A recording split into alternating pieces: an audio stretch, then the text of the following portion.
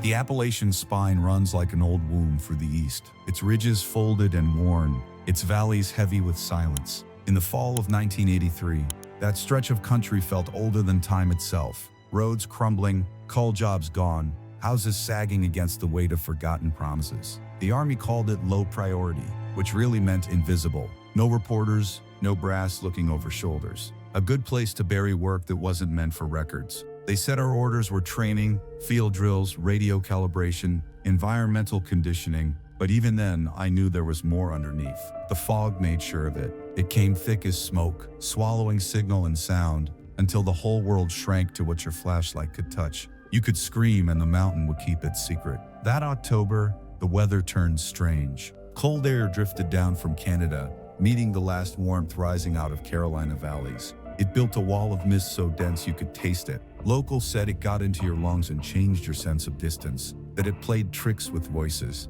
Men a mile apart swore they'd heard each other whispering close by. The old-timers warned never to walk when it settled. Some never came back. We set up camp west of a ghost town called Black Hollow, near an abandoned mining corridor where a fire had burned underground for 3 days in the 60s. Even now, 2 decades later, smoke still bled up through cracks in the ground. You could smell it, charred rock and sour air, like the mountain itself was exhaling. At night, steam curled up from the soil, white against the darker fog, thin as breath. The locals claimed the fire still lived, that it had become part of the mountain's blood. Maybe they were right. Silence there wasn't peace. It pressed on your ribs until you forgot how to breathe easy. After 2 nights without sleep, every stump looked at night. We went to the senator to go and find the local. We learned not to mention it. We were abandoned by a passion from the body. Nobody wanted proof they weren't the only ones seeing things. Hensley was the youngest, 19 and full of nervous jokes. Corporal Duran was 21, sharper, steady but superstitious. Sergeant Miller led us, older, built from another war, the kind of quiet that comes from seeing too much. He kept a small green notebook, wrote down everything from weather to dreams. Later, that book would be the only thing left that told the truth. Supplies came late from Fort Bragg. Radios cut in and out like they were being swallowed. The nearest town was 20 miles of dirt road away, washed out and crawling with fog most days. Sometimes at night we'd spot lights on the ridge, slow, deliberate, like lanterns walking a path. Miller told us not to watch too long. The people from town refused to go near that part of the range. Roy Tanner, the gas station owner who filled our trucks before we shipped out, had warned us plain. That fog ain't natural, he said.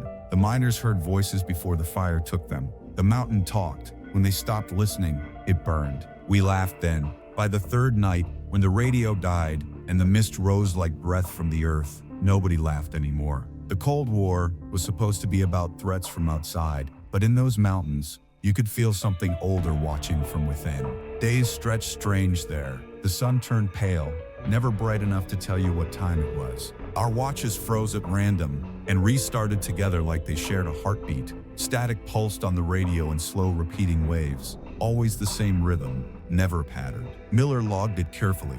Temperature drops, compass errors, missing transmissions. He'd say, "Write it down or it'll slip out of your head." I kept one of his pages. It says, "Fog heavy, sound bending wrong." Hensley heard a child's voice again. He underlined again. We called it fatigue, damp uniforms, short rations, nights too long. The mind fills blanks when it's starved for rest. But sometimes the fog didn't wait for wind. Sometimes it rose against gravity, climbing uphill like it had a mind of its own. One night when it cleared for just a second, we saw something tall by the tree line. Too straight, too still to be a tree, gone when we blinked. That was when fear stopped being private. You could feel it humming through the group like a quiet wire. We told ourselves it was nerves, that mountains like these played tricks. That lie held until the morning one of us should have died. That day was the start of everything, the first time the mountain showed its face. Miller's note called it deliverance. It began with an accident, or maybe it wasn't. October 14th, gray dawn, fog low and thick. The ridge looked like a pale river flowing through trees. We were patrolling along an old logging cut, damp soil slick underfoot. Hensley took point,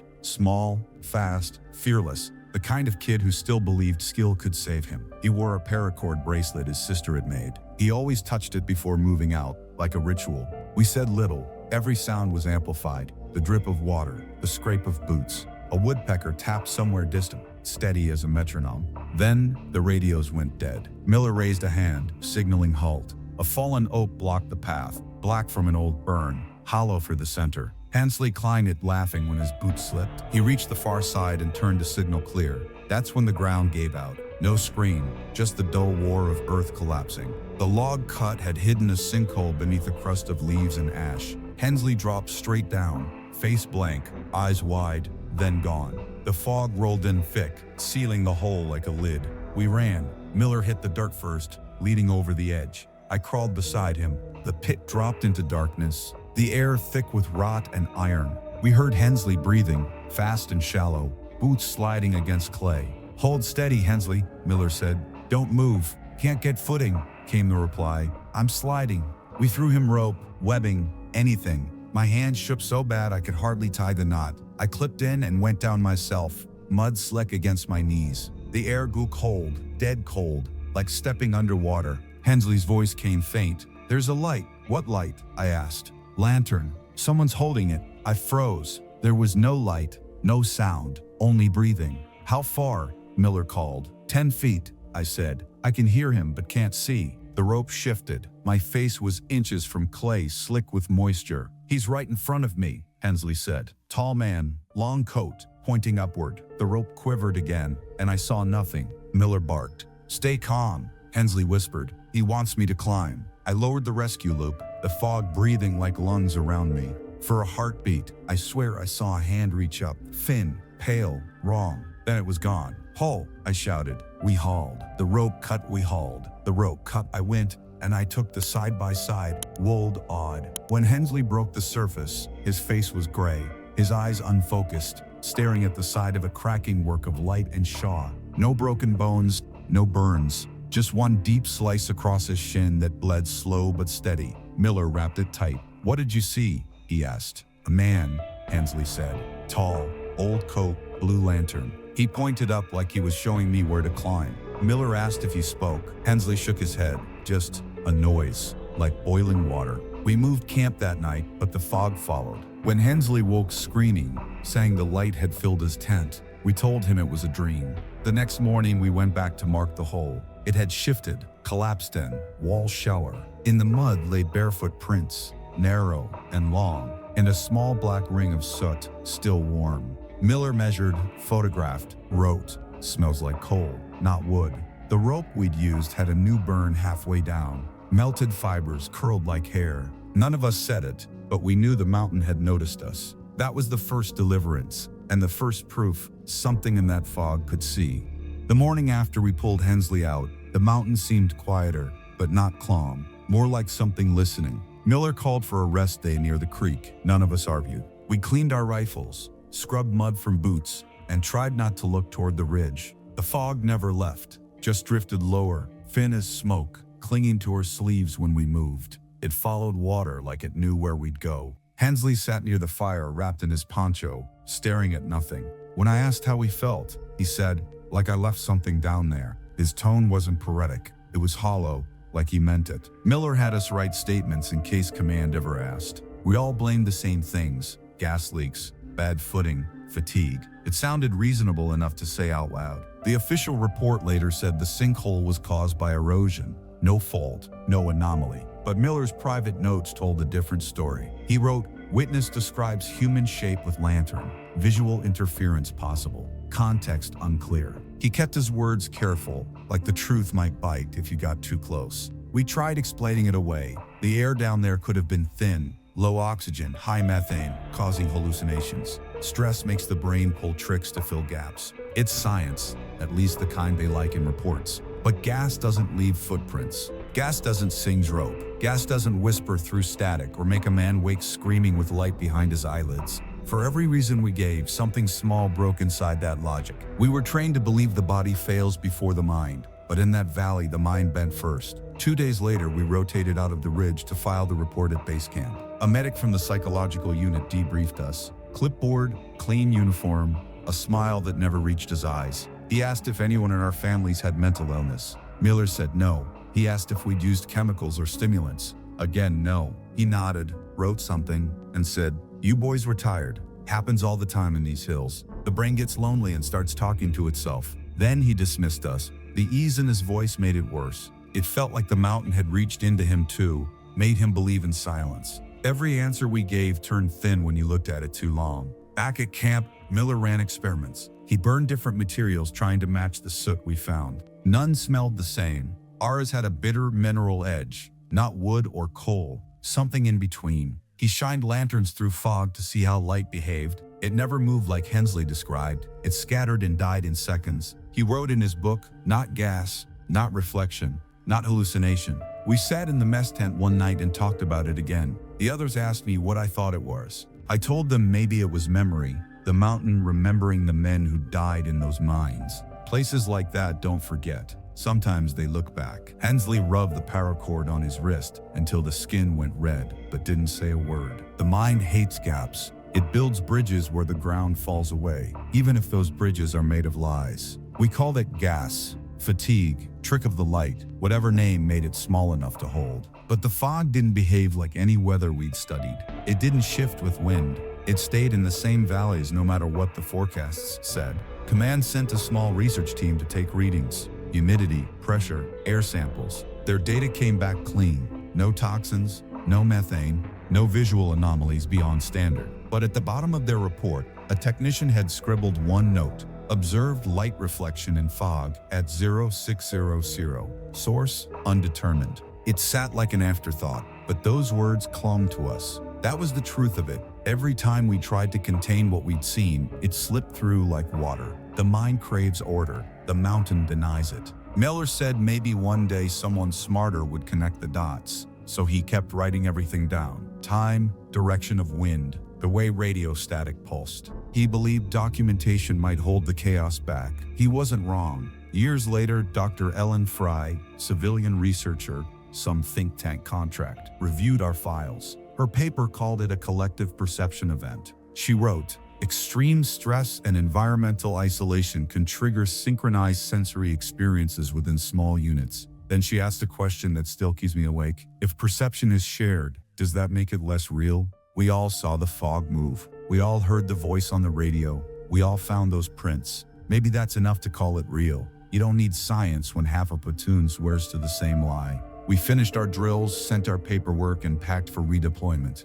On the surface, everything looked normal, but silence had moved in with us, into the tents, into our heads, into the rhythm of our breathing. You could hear it between words. Even laughter sounded wrong, like it echoed off something too close. We started dreaming the same dreams. Hensley said his were about the lantern man, standing just beyond the fog's edge, not menacing, just waiting. I dreamed about falling, not far, just enough to feel hands in the dark helping me climb. Maybe that's how it begins. The mountain gets inside your rhythm, adjust it until you're tuned to its pulse. 4 days passed before anything else happened. We thought the calm meant it was over. We were wrong. That morning, we were ordered east toward the next valley to survey an old helicopter pad used in the 60s. The fog was thick again, metallic on the tongue. The air smelled of rain that never came. The sun was a ghost behind the clouds. We moved at dawn, one after another, barely seeing the next man's pack. The radios hissed now and then, with small bursts of noise, like breathing through water. Miller led. I followed. Hensley walked near the rear with Duran.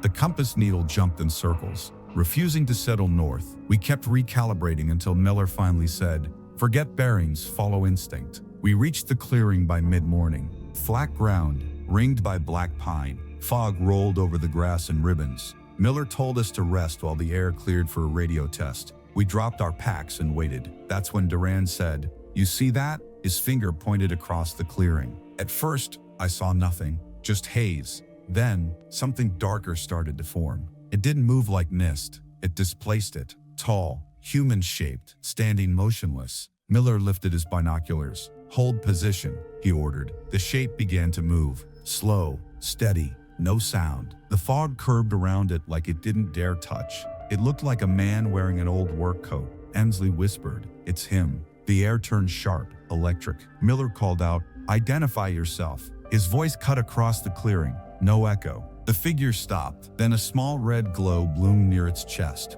pulsing like an ember. I asked, fire? Miller didn't answer. He raised his rifle halfway, then stopped. No shots, he said quietly. Not yet. The glow brightened, shifting from red to white. flaring like a flare seen through smoke. It lit the fog from inside, carved shadows out of air.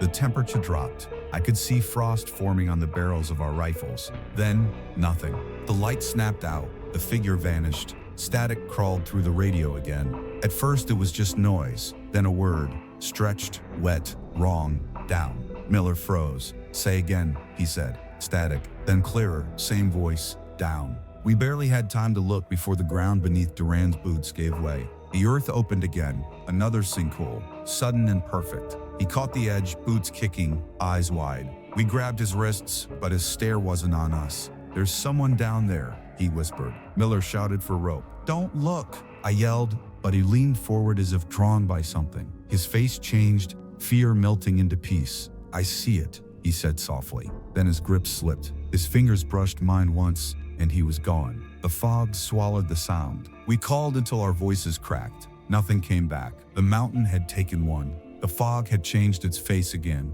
By the time the fog lifted that evening, the ground where Duran had fallen was sealed like it had never opened. The hole was half filled with loose soil, edges crumbling into damp earth that smelled faintly of sulfur. No sound came from below, no echo when Miller shouted his name. We watched until night swallowed the clearing, half expecting him to climb out, grinning and dirty, saying it was all a mistake. He didn't. Miller ordered perimeter lights, but the fog smothered them, leaving only dim halos hovering a few feet off the ground. The air felt wrong, charged, like before lightning. We stayed awake in silence, rifles across our knees, waiting for a sign, any sound that meant the mountain hadn't claimed him completely. Hours later, Hensley whispered, "Look." Across the clearing, a faint white light drifted through the trees, floating low like a lantern. It circled once, slow and deliberate, then rose straight upward until it disappeared into cloud. Nobody spoke. When dawn came, the clearing looked untouched. No hole, no drag marks, no sign of collapse. Miller took photos anyway. The negatives came back overexposed. Film burned through clean. Command wrote it off as a training accident. Ground instability, no foul play. That phrase made it easier to file and forget, but we couldn't. Duran had been right there, talking to us, looking at something we couldn't see. You don't erase that. The next week blurred together. We moved camp east, deeper into the ridge. Fog followed like a shadow. When the trucks finally reached us with supplies, the driver handed Miller a sealed letter addressed to Duran. It had arrived at base the day after his fall. Miller didn't open it at first, just held it for a long while. Later, after lights out, I saw him sitting alone by the fire reading. His face looked carved out of stone. In the morning, he told us what it said. It was from Duran's father, an old man who'd worked those mines back before the fire. The note said, "Be careful of the fog. The mountain, the far was loose for the fog far." Miller folded the paper slow, slid it into his pocket, and said nothing more. Something in us shifted after that. We spoke less. Every sound from the trees made us reach for rifles. The fog no longer just surrounded us. It felt aware. Miller still tried to keep order, but even he seemed worn thin. You could see it in the way he wrote, lines shorter, handwriting smaller. The rhythm of command turned fragile. At night, the mist rolled in early, thick enough to drown the firelight. Hensley started tying bits of cloth and paracord to branches around camp. He said it was to mark distance in the dark, but I saw him touch each one if he started telling his teeth what he said. He was at the time, he could not go into a tangled smell with a spot. Some slashing in the act makes men wait for a fate training fix. "Marianne," said he. "Oh, like that Disney roll." The locals had theirs, iron nails in pockets, jars of salt on windowsills. Seether burned before sleep. The miners used to leave their helmets upside down at the mouth of a shaft, so death would think they were already gone. We'd laughed when Tanner told us those stories. We weren't laughing now. We copied what we remembered. A nail in a boot, a circle of salt around the fire, muttered words before dawn patrols. None of it made sense, but sense had stopped mattering. The fog respected only belief, and maybe that was the point. When enough men believe, even air starts listening. Miller began documenting everything again. Time the fog appeared, its thickness, wind direction, radio interference. He cross-checked reports of past mining accidents in the same valley. 4 men had died in October 1963, the same month, 2 decades earlier. No bodies recovered. Official cause, toxic air exposure. The fire underground had been burning ever since, sealed but not dead. The number haunted me. 4 then, 4 of us now. After Duran's fall, only 3 remained. The symmetry didn't feel like coincidence. The fog thickened at dusk, thinning only at noon. Static on the radio changed its pattern, soft bursts, repeating in clusters. Once, just before sunrise, we caught 4 short pulses followed by 1 long tone. We checked Morse charts. The sequence matched the letter E. It repeated 3 times before cutting out. E, E, E. Hensley said maybe it meant end. Miller said nothing, just wrote it down and underlined it twice. The mountain had found a way to speak. We just didn't understand its language. Later that morning, we found something that made belief a little easier. On the inside of the mess tent flap, faint gray handprints, child-sized, like soot rubbed into the fabric. We cleaned them off with water and soap. That night they came back, darker. We stopped washing after that. There are moments when reason feels small. The mind adapts, calls the impossible normal. That's how you stay sane. You stop asking what's real and start asking what keeps you breathing.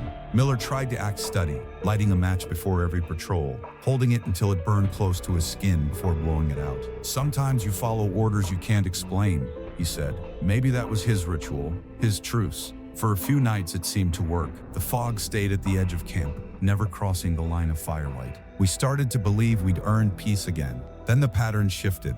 Command sent new directives. Finish survey, pack up, move south before winter. Miller's official reports looked clean. Minimal losses, no equipment damage. 1 casualty listed as missing due to terrain failure. But his private notes told a harder truth. 6 radio blackouts, 4 unexplained fog surges, 12 magnetic readings inconsistent with baseline.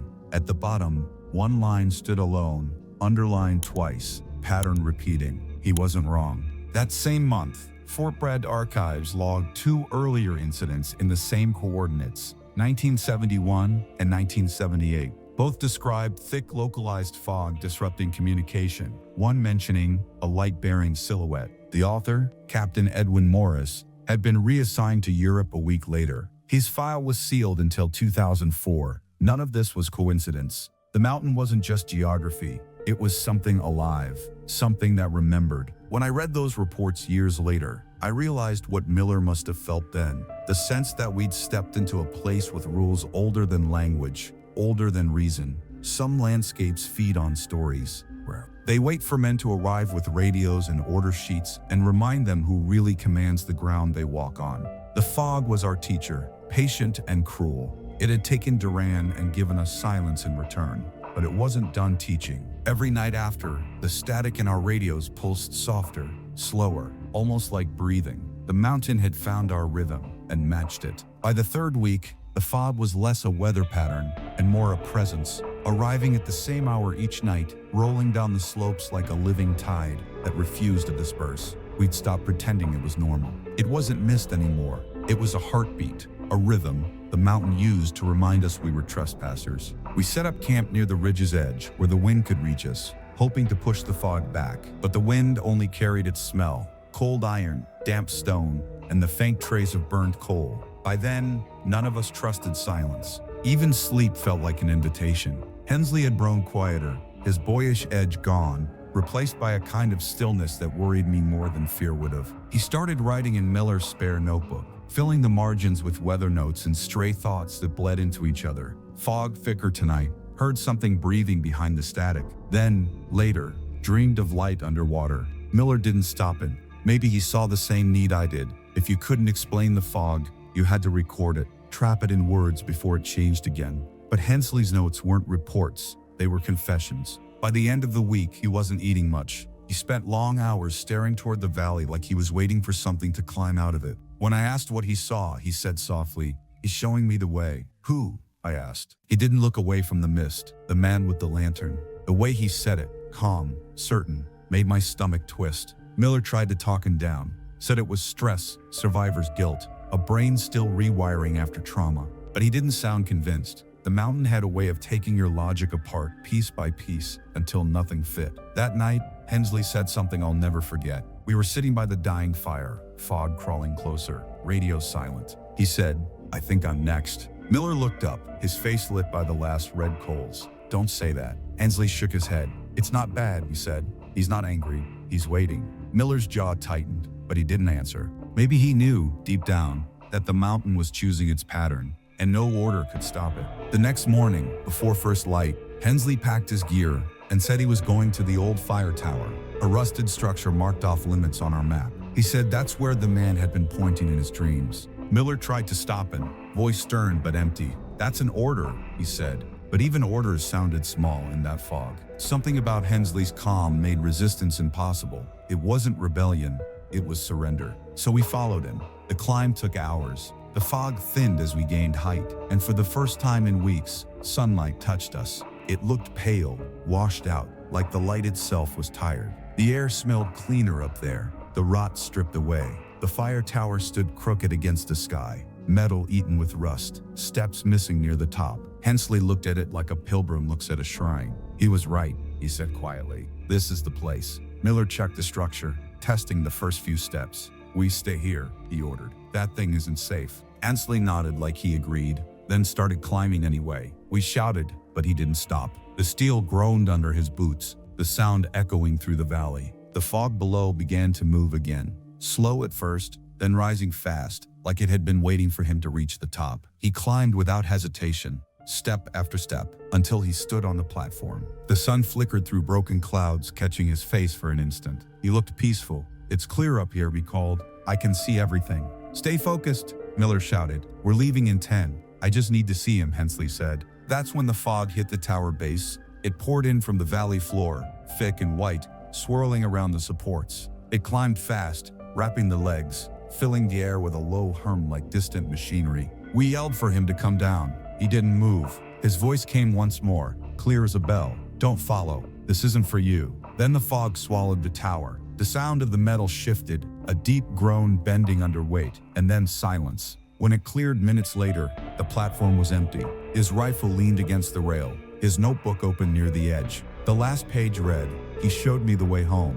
That line hit harder than anything I'd ever heard. We searched for 2 days. No tracks, no signs of a fall, no trace at all. It was like the fog had erased him clean. The report later called it lost due to a visibility event. That phrase didn't exist before then. Miller wrote it himself. Command accepted it without question, maybe because it sounded technical enough to stop curiosity. But we knew what it meant. Hensley hadn't fallen. He'd gone where the light led. Miller gathered his things, folded the notebook, sealed it in plastic, packed it in his rucksack. He said nothing for the rest of the day. When we finally started back down the mountain, none of us looked up at the tower. But from below, through the trees, I saw a thin column of fog rising straight from the platform into the sky, narrow and still like a soul leaving its body. 3 men went up that mountain. Only 2 came down. The fog had taken its balance. For the first time, it felt finished. The air grew still, the radios quieted, and when we reached the valley floor, sunlight broke through. Real sunlight,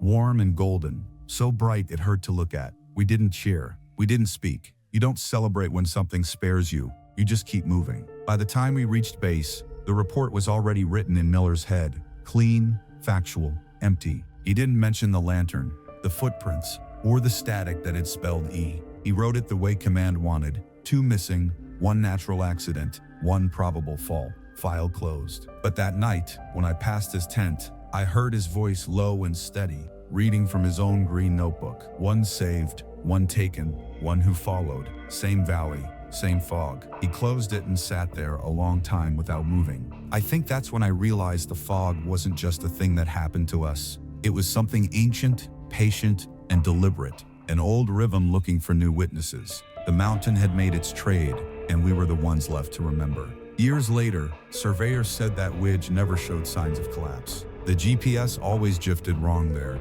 The fog never cleared completely. The official file still listed as an unresolved training loss. But we know what really happened. That sometimes the mountain doesn't take lives. It takes stories, shapes them, and waits for someone else to walk into the mist and finish the tale. When we came down from that ridge, the world felt wrong. Roads, sunlight, even air carried a weight that didn't belong. We'd lived inside the fog so long that clarity felt unnatural, too bright, too clean, like waking from a dream that hadn't finished yet. Miller turned in the official report before sundown. 2 soldiers missing in separate incidents. No sign of foul play, possible geological instability. His summary fit neatly into 1 page. He handed it over like a confession he didn't believe in. Command didn't ask questions. They never do when a story sounds clean enough to bury. But the truth stayed with us. The static, the lights, the footprints that couldn't exist. We carried all of it in silence, each man clutching his own version of the memory like contraband. The fog might have released us,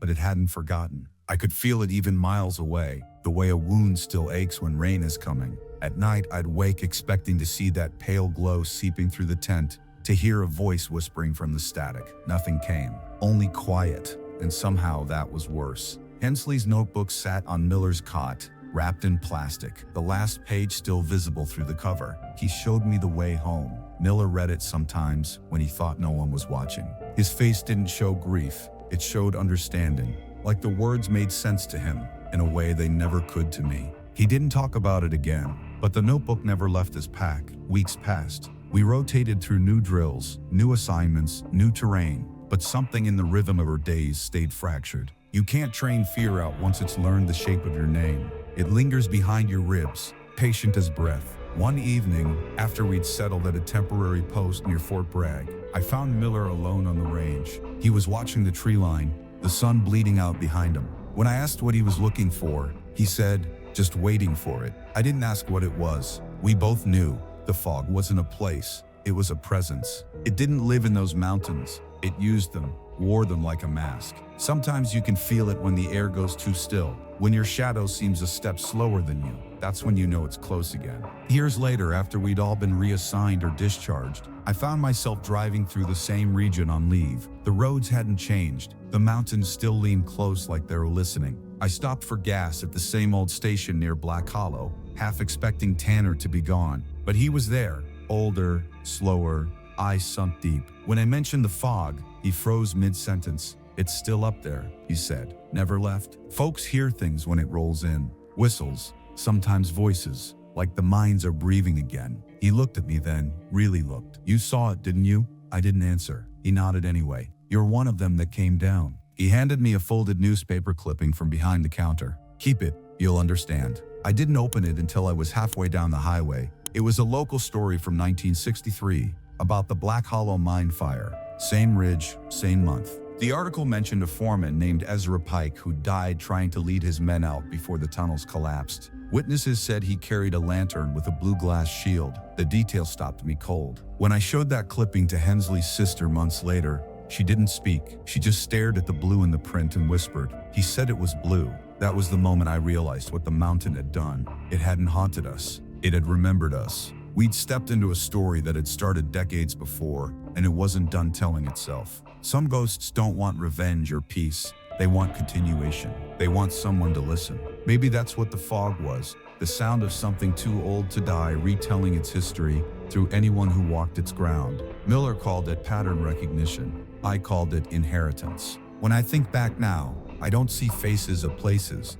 just moments, the flicker of light in the fog, the rope burning my palms, Duran's fingers slipping away, Hensley's voice saying, "Don't follow." Every time I try to piece it together, the details shift like smoke. But the feeling stays, the sense that the mountain was never trying to kill us. It was teaching us how small we were, how little we understood the ground we walked on. The report may have closed, the army may have stamped resolved, but the story never ended. Not for Miller, not for me. When I finally left service years later, I found a package waiting. No return address, no note. Inside was Miller's green notebook. He died quietly in his sleep. His sister wrote in a short letter taped inside the cover. The last line he'd written before he passed was scrawled in shaky ink. "It always waited. We just learned to see it." I still don't know if he meant the fog, the mountain, or something larger. Maybe they're the same. Some truths don't end. They just change their voice. The fog may have taken two of us, but it left behind something that never fades. The knowledge that when the world goes silent and the mist starts to rise, you're standing somewhere older than history, and it's looking back. I tried to live normal after that, but normal doesn't exist once the mountain has marked you. Civilian life was noise, radios, engines, people talking too fast, lights too bright. I'd catch myself listening for patterns and static, waiting for that old slow pulse to return. It never did, not fully, but sometimes when storms rolled through, I'd hear the same faint rhythm under the thunder. That was enough to keep the memory alive. Years blurred into one another, deployments came and went, but the fog stayed behind my eyes like it had been grafted into me. I didn't talk about it. No one wanted to hear about ghosts that breathed through radio waves, or holes that opened and then healed themselves. The few times I tried, people smiled politely, said trauma does strange things, said the mind fills blanks. Maybe they were right, but if it was only trauma, then why did it keep following me? Why did I wake every morning at 0300, the same hour it used to roll in, without an alarm, my lungs tight, like I was still breathing mist? Miller and I kept in touch after discharge. He moved to a small town in Virginia, taught part-time, quiet life. When we talked, we never said the word fog, but it lived between our pauses. Sometimes he'd send letters, small envelopes, all handwritten, no return address. Inside he'd write things like, "Weather's wrong again," or "Static on the shortwave tonight." Once he wrote, "It's not a place, it's a frequency." I didn't know what he meant then, but now I think I do. Whatever lives in that mountain isn't trapped by ground. It moves through air, through signal, through memory. It doesn't haunt, it transmits. The last time I saw Miller was in 1998. We met at a diner off Highway 11, both older, both pretending time had made sense of things. He looked tired but calm, the kind of calm that comes from surrender. He told me he'd been recording local weather broadcasts. "They skip sometimes," he said. "Whole minutes missing, replaced by silence. Same as before." He showed me a small cassette. "You'll hear it if you listen alone." I never played it. I still have it, sealed in the envelope he gave me. He died a few years later, heart failure in his sleep, his sister said. When his belongings were shipped to me, I found his green notebook inside, the same one from the ridge. On the last page, written in his old steady hand, was one line: "It waits for signal." That night, I sat on my porch, shortwave radio on a table, tuning through dead frequencies. Somewhere between 8.7 and 9 megahertz, I found it. The same slow pulse, faint but steady, not mechanical, not random, like breath through wire. I listened for an hour, waiting for a voice to follow. None came, just the pulse, over and over, like it was keeping time for something that hadn't started yet. I turned it off, but the sound didn't stop. It kept echoing inside my chest, deep as heartbeat. Maybe it was never in the radio at all. Maybe it was me. I started seeing the fog again in small ways. Condensation on the window forming slow curls. Steam from the kettle hanging too long in still air. It wasn't the same dense shroud from 1983, but a ghost of it, a reminder. Each time it appeared, the world went quiet for a few seconds. No birds, no engines, just that heavy suspended calm. I stopped running from it. You can't outrun something that doesn't need distance. I began writing like Miller did, not for proof, but for rhythm, for the feeling that recording it gave structure to chaos. My notes became my own green book. I wrote about the fog's return, about the nights it pressed against the windows, about the dreams that followed. Hensley came back in those dreams, not as the kid I remembered, but older, same as me, wearing that calm look he had before he climbed the tower. He never spoke, just lifted a blue lantern and pointed behind him toward a valley I didn't recognize. Each time, I woke before I could see where it led. The last drain was different. He finally turned around, and the fog behind him wasn't white. It was black, like smoke rising from deep earth. He stepped into it and disappeared. When I woke, the room smelled faintly of sulfur. I checked every vent, every outlet, nothing. Just still air. That was when I understood the mountain hadn't stayed in Appalachia. It had traveled, the way stories do, inside those who remember. It doesn't need geography, only memory and silence to live in. Sometimes I think about Duran's last words, that single down whispered through static. Maybe he wasn't warning us. Maybe he was answering a call. Maybe that's where it leads, down, deeper into the pulse where sound becomes breath. I don't know if it's hell or heaven or just another layer of the world we can't see, but I know it's waiting. I can feel it on quiet nights when fog rolls low over the field behind my house. I stand at the window, listening, and sometimes I swear I see a faint glow between the trees, blue and steady, like a lantern marking the path home. It's been decades since that fog, but time doesn't fade what the mountain put inside you. It only makes it quieter, more patient. I'm older now, slower, the body stiff in the mornings, but there are nights when the air turns heavy, and I swear I can taste that same metallic damp on my tongue. The doctors call it memory, but memory doesn't hum like a living thing. It doesn't whisper through wires or show up on radio static. It doesn't leave fingerprints that never existed. Sometimes, when the mist thickens across the hills behind my house, I sit by the window and wait. I tell myself it's just weather, condensation, nothing more. But then the lights flicker, the world holds its breath, and I know it's back. The same pulse, the same waiting silence. Miller once said the fog was a frequency, not a place. I think he was right. It's a wavelength the living sometimes stumble into, a narrow band between sense and something else. I found his tape again last week, still sealed, the paper yellowed around the edges. I don't know why I finally played it.